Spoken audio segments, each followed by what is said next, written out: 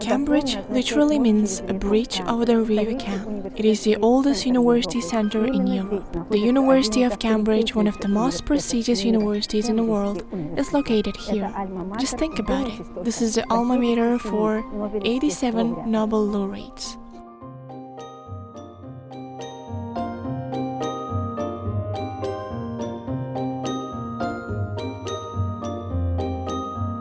Starting from 1231, the city was granted university status under the Royal Charter of Great Britain.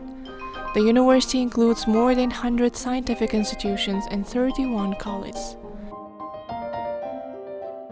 The oldest of them, Peterhouse, was founded in 1284.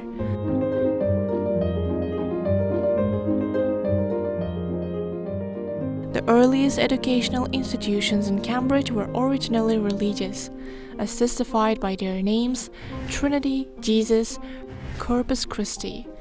They have always enjoyed the support of the enlightened kings and dukes of Great Britain.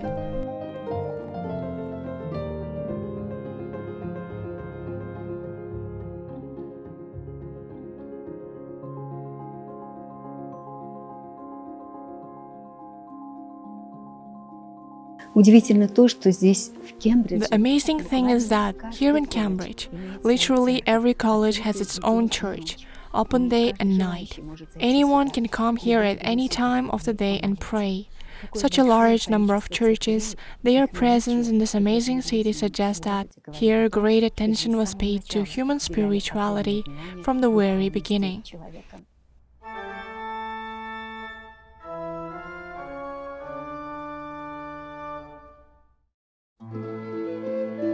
The University of Cambridge has one of the world's most valuable collections of manuscripts, paintings, and decorative arts.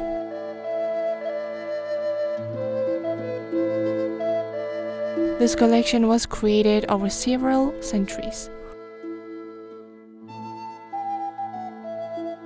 The main university library was admirable founds which contain, inter alia, more than 500 Muslim manuscripts and folios. According to Dr. Firuza Melville, Director of Research in Pembroke Shahnameh Center, in total there are about 2.5 million artistic works of art in Cambridge, one of Britain's greatest art collections in the Fitzwilliam Museum, which the University of Cambridge is proud of.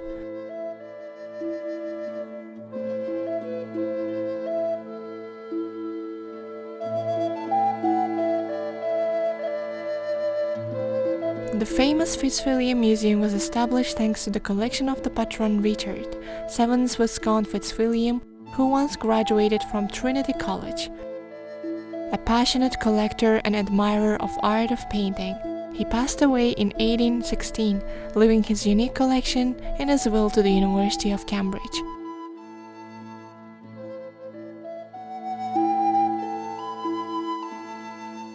There were 134 paintings in the collection of the Sir Richard 7th Viscount Fitzwilliam. Among them were priceless paintings Titian and Veronese, Van Dyck, Rembrandt El Greco. Today, one of the largest museums in the world stores rarities from ancient Egypt and the Middle East, unique antique collections from ancient Rome and Athens, masterpieces from Western European painting from 12th century to the works of outstanding French Impressionists. There are collections here that come from our ancient land and the land of Uzbekistan.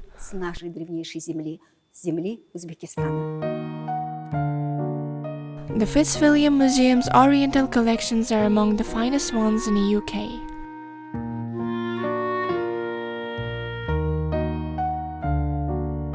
The famous Fitzwilliam album with the miniatures of the Bukhara school is kept in a special font.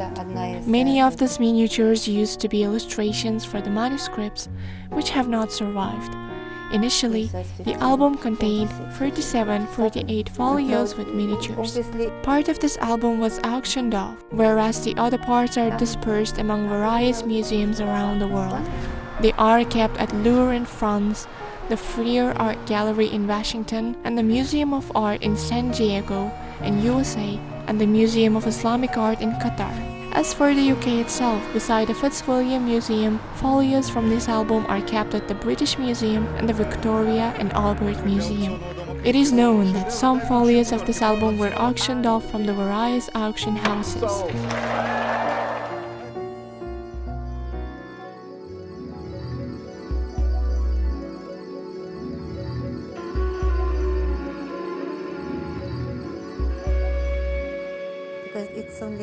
It is only a very small part of a big and very impressive collection of Islamic art. We should call the Fitzwilliam album the Manuk album, according to the provenance, because the person who was collecting and put it here was called Percival Manuk. He was a supreme judge in Patna and he started to collect Indian, Persian, and generally Islamic art where he was India. The Fitzwilliam Museum has currently 24 folios in its collection. This album is also called the Album of Akbar the Great, since many researchers believe that the miniature collected from the last manuscripts were intended as a gift to the great Babur Emperor Akbar who united India. He was the grandson of the great Zahruddin Muhammad Babur and the third emperor of the Mughal dynasty. But there is also another version, according to which this album might have been commissioned by Akbar himself, or by the Akbar's mother, Hamida Bano Begum. The miniatures kept in the Fitzwilliam Museum illustrate the life of Mughal emperors. Humayun is accepting the gifts of the Persian delegation. Akbar is watching the camel fight. Here we see a composition where Akbar's father Humayun receiving the embassy and depicted in the upper part, whereas the young Akbar watching the camel fight is depicted in the lower part. Another miniature called The Teacher and His Student depicts Akbar, a young man writing on a sheet of paper. The text is inscribed in large calligraphic handwriting on the back of this miniature. According to Firuza Melville, all identified poetic lines in Akbar albums belong to Sufi authors. Abdurrahman Jami, Amir Khusrau Dehlavi, Hafiz, and Saadi. In Akbar's albums there is a miniature. A young wrestler is defeated by his teacher, illustrating the plot of the story from Gulistan by Saadi. This is immediately recognizable story. Any artist would immediately say that it's coming from. It's a story about very experienced master, the wrestler, who is fighting with his pupil, whom he taught all the tricks and skills he knew himself except the last one. And once the cunning pupil decided to demonstrate his skills he learned from his teacher in front of the ruler. However, the teacher obviously overwhelmed him. There is another poem with the name of the calligrapher, and around the painting there is a quatrain saying that the champion is not the one who can overwhelm his enemy. The true champion is the one who can suppress his anger and the critical point. The calligrapher's name is Mir Ali. Among the artists and calligraphers whose names are mentioned in the album, there are those of Mahmoud Muzahib and Sheikh Zadeh. According to the museum documents, the famous calligrapher Mir Ali Hosseini, who was also involved in the creation of the album.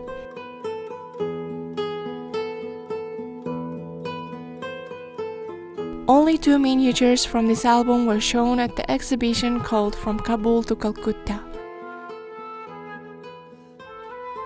All the miniatures that we show you are an absolute exclusive. Miniatures with girls depicted on them are quite typical. You can recognize the iconography and the minor details of the ornamentation of the background, and also the details of the clothes of the dancing girls. The researchers don't really know if they were seriously retouched when they arrived in India, but the original design and the iconography, as I mentioned above, are very similar to Bukhara style.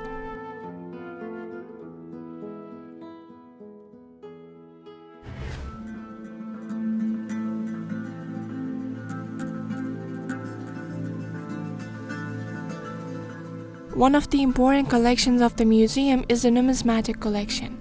It has more than 250,000 coins and medals, which have been acquired since the second half of the 16th century, along with historical, classical, Greco-Roman, Byzantine and European medieval coins.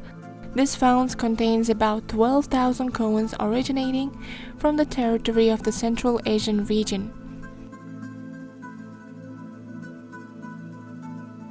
Here on the table we have a small selection of coins from Central Asia. So just area which is area surrounding nowadays Uzbekistan. So we have Bactrian coins here, coins of the first king of Bactria, so as a governor of the Seleucids, Diodotus. It must have been mentioned that the earliest type of coins is one of the particular value.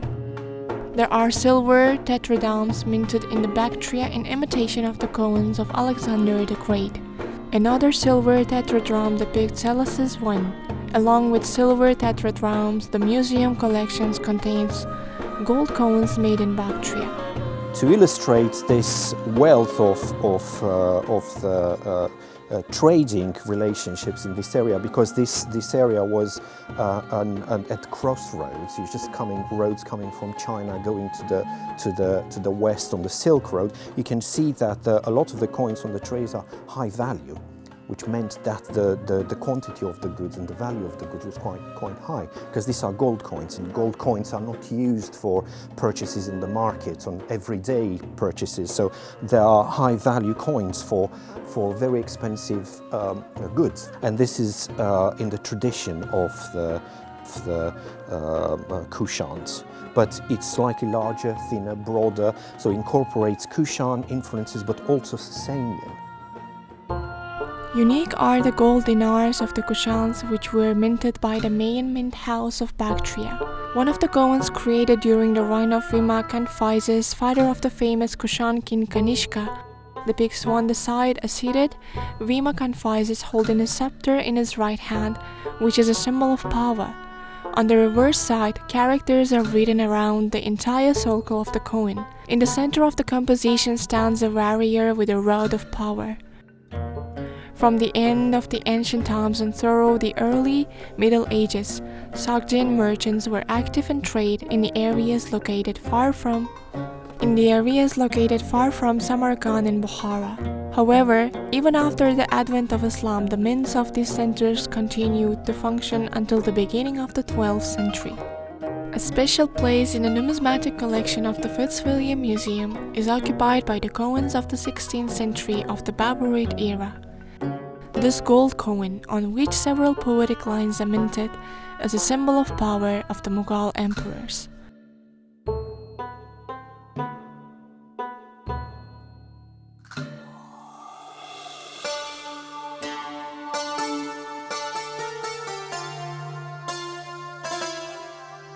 It definitely illustrates the Mughal emperor passion for poetry. The richest museum in Cambridge has an impressive collection from the Hellenistic period.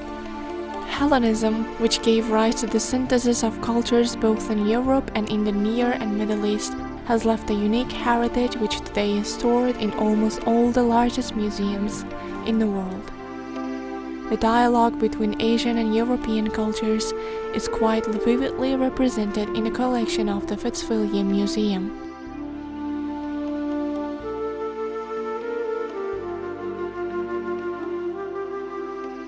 The documents of the museum do not contain precise information about the exact location where the Hellenistic jewelry exhibited in the museum was created. However, scientists who studied the materials of the collection are sure that the origin of this decoration can be associated with states located at the crossroads of Asia. 6 of these pieces were previously owned by Miss Sydney Renee Courtauld. As a philanthropist in 1931, she purchased jewelry at the Sotheby's London's auction during the Hermitage sales. $1 million. Thank you, Yuki. Congratulations. Thank you very much. Among them is a large gold medallion with the head of Athena, whose image was extremely popular in Greek jewelry art. As you know, Art, especially in the cities of Central Asia, located at the crossroads of trade routes, acquired the features of numerous cultures, including ancient Greek, Central Asian, and Indian. This medallion is richly decorated throughout its surface. In the center of the composition there is a large circle with the head of Athena, with a helmet clearly depicted in embossing technique. The decoration of that period had a symbolic meaning, so it is not surprising that the images of the mythological heroes of the ancient world were depicted on coins.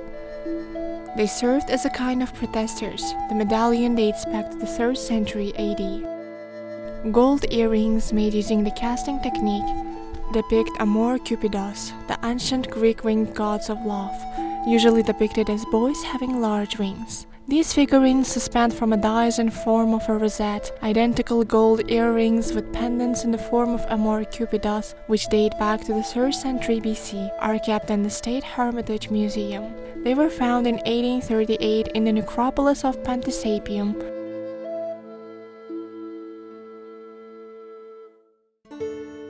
Gold earrings with the head of an antelope or ibex.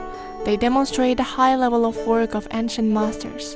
One of the unique pieces of the collection is a gold bracelet with Heracle's knots. The knot of Heracle was an interweaving of 2 vertical stripes.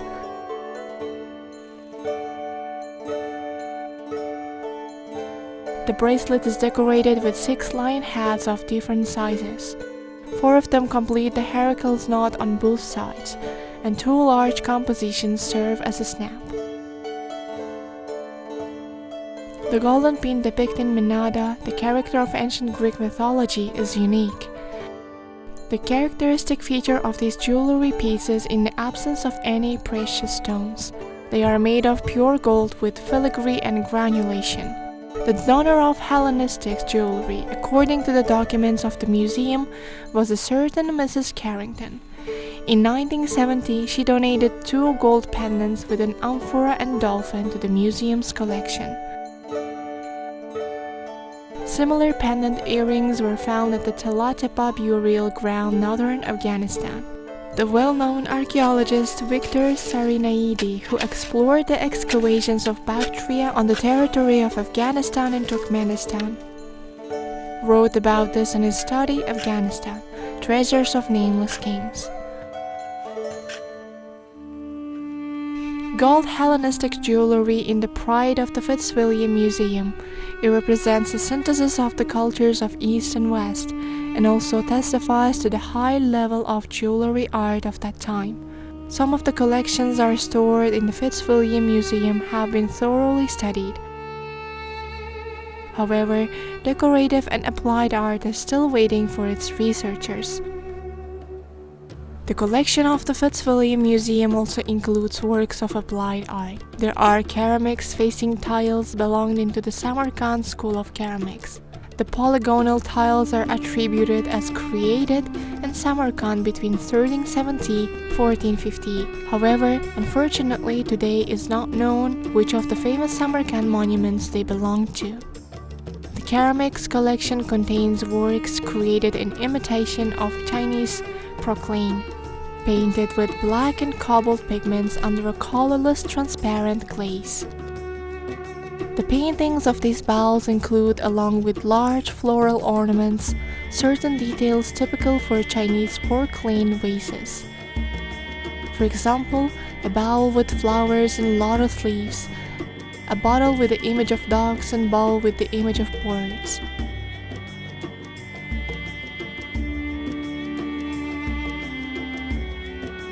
The collection of the ceramics in the museum is formed thanks to the private collectors. One of them is George Glancher, a doctor of mathematics in Trinity College, Cambridge. He amassed a huge collection of ceramics and bequeathed it to his university. The Fitzwilliam Museum collection includes several textile works, the most significant among which are the embroidered robe and interior embroideries. These Suzannes are quite large. This allows the scientists of the museum to assume that they were made on a special order, either for the family or a high-ranking official or for an English collector. Shahryab's was a major center of embroidery art in the 19th century. A significant number of embroideries from Shahryab's are made in Iraqi technique. A luxurious robe lined with the upper silk was also created using this technique. It was created in the 18th century. However, it entered the museum's collection only in 1949. It was a collector's gift. It is embroidered with the silk threads on cotton fabric. An additional decorative braid jiyak is sewn on the hem of the robe called chapan and edged on the sleeves. The Fitzwilliam Museum textile collection is not quite small, but despite this, the excellent quality of the works presented here gives an idea of applied art of Central Asia. For all those who study the culture and art of Uzbekistan starting from the ancient pre-Islamic period, the Fitzwilliam Museum collection is an invaluable treasure trove of information where many discoveries still await us. This has been the project Treasures of Cultural Legacy of Uzbekistan in the World Collections. I am Shahnoza Ganiyeva. Thank you for your attention.